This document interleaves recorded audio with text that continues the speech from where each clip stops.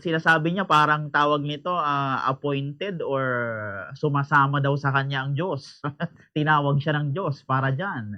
Ano ang komento niyo do'n, attorney? Palagay niyo ba, attorney, sincere siya do'n sa mga pinagagagawa niya or ano lang 'to, parte lang 'to ng, pamumulitika, Attorney Michael?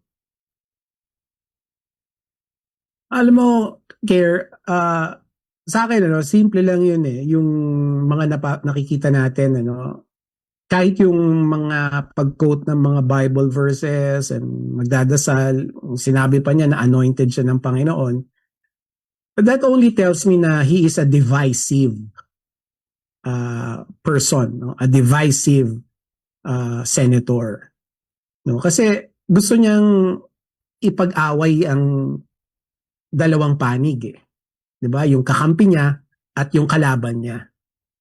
Yun yung sinasabi ko sa iyo kanina, hindi magandang kalidad ng isang Senate President, no, na gusto mong panatiliin yung pagkahati ng institusyon, no, na meron kang kakampi, meron kang mga kalaban.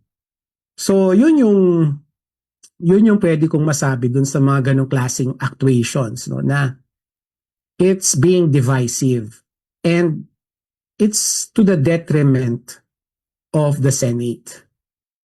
Kaya pwede natin masabi na hindi siya talaga karapat-dapat maging Senate President. Mainly because of that, na hindi niya mahango eh. Hindi niya mahango yung mga kasama niya. Gusto niya nang panatiliin yung pagkawatak-watak nila. Okay po. O ito,